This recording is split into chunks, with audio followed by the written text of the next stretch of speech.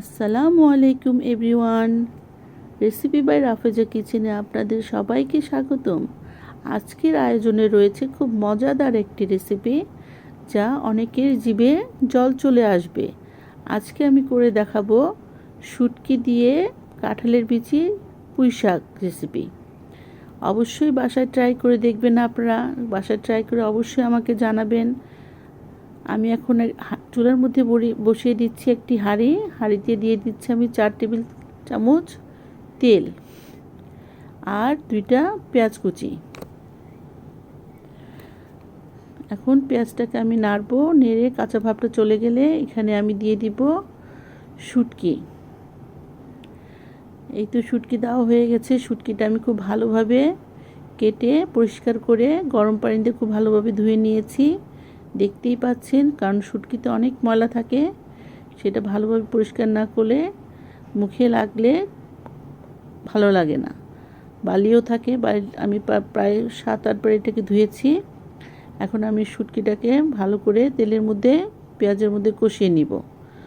খুব ভালোভাবে কষাতে হবে, প্রায় 3-4 মিনিটের মতো। এখন 3-4 মিনিট হয়ে গেছে। আমি এখন এর মধ্যে দিয়ে দিব হলুদের গুঁড়া দিচ্ছি, মরিচের গুঁড়া, ধনিয়ার গুঁড়া আর জিরার গুঁড়া দিয়ে আমি এটাকে এখন নাড়বো। দেখতেই পাচ্ছেন, নেড়ে আমি একটু 2 মিনিটের জন্য এটাকে নাড়বো। নেড়ে আমি মশলাটাকে ভালো করে কষাবো। কষায় আমি এখানে কিছু পানি দিয়ে দিব। পানিটা দেওয়া হয়ে গেছে।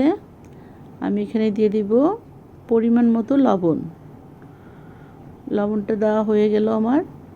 এখন আমি এটাকে নাড়বো। নেড়ে এটাকে আমি 2-3 মিনিটের মতো ঢেকে রাখবো, যেন শুটকিটা ভালোভাবে কষানো হয়। এখানে আমি নিয়েছি কাঁঠালের বিচি। দেখতেই পাচ্ছেন, কাঁঠালের বিচির খোসাটা ছাড়িয়ে আমি পাটা আর পুতার মধ্যে ছেঁচে নিয়েছি। ছেঁচে এটা আমি খুব ভালোভাবে ধুয়ে নিয়েছি। এখন এটা আমি দিয়ে দিব শুটকির মধ্যে। পুরোটা আমি ঢেলে দিব।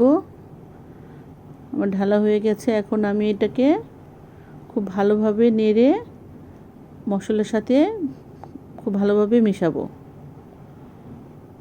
খুব ভালোভাবে মেশাতে হবে ভিউয়ার্স। দেখতেই পাচ্ছেন, অবশ্যই বাসায় ট্রাই করে খাবেন। আর আমি এখন এটাকে ঢেকে দিব 2-3 মিনিটের জন্য।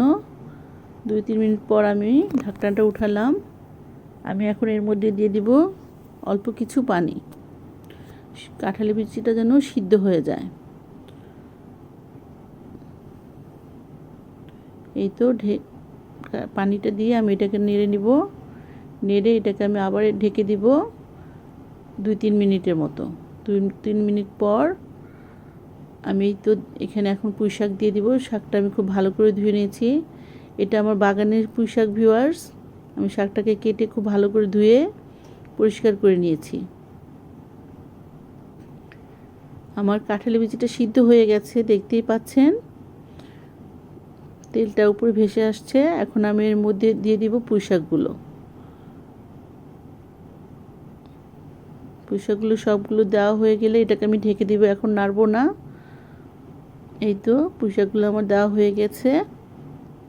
এখন আমি এটাকে ঢেকে দিব। ঢেকে পুঁই শাকগুলো যখন একটু সিদ্ধ হয়ে কমে যাবে, তখন আমি ঢাকনাটা উঠিয়ে, এই তো ঢাকনাটা উঠালাম।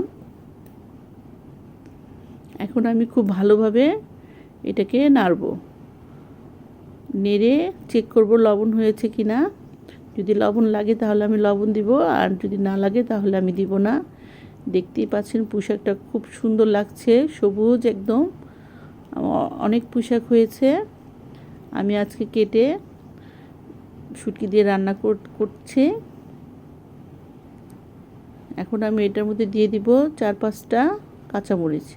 আমি আনাম কাঁচামরিচ দিতেছি, কারণ আমি এখানে গুঁড়া মরিচটা বেশি দিয়েছি।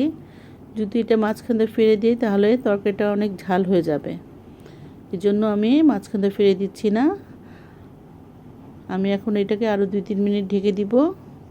ঢেকে দেওয়ার পর দেখছেন আমার পুঁই শাকটা পুরোই কমপ্লিট হয়ে গেছে। আমি এখন এটাকে নামিয়ে ফেলবো। নামিয়ে পরিবেশন করে নিয়েছি। দেখতেই পাচ্ছেন খুব লোভনীয় একটি তরকারি। আপনারা অবশ্যই বাসায় ট্রাই করবেন এবং আমাকে কমেন্টের মাধ্যমে জানাবেন। আর যদি আমার ভিডিওটা ভালো লাগে অবশ্যই আমার চ্যানেলটা সাবস্ক্রাইব করবেন এবং পাশে থাকা বেলটা বাজিয়ে দিবেন। এবার চলে যাচ্ছি ভিউয়ার্স, আবার নতুন কোনো রেসিপি নিয়ে চলে আসবো আপনাদের মাঝে।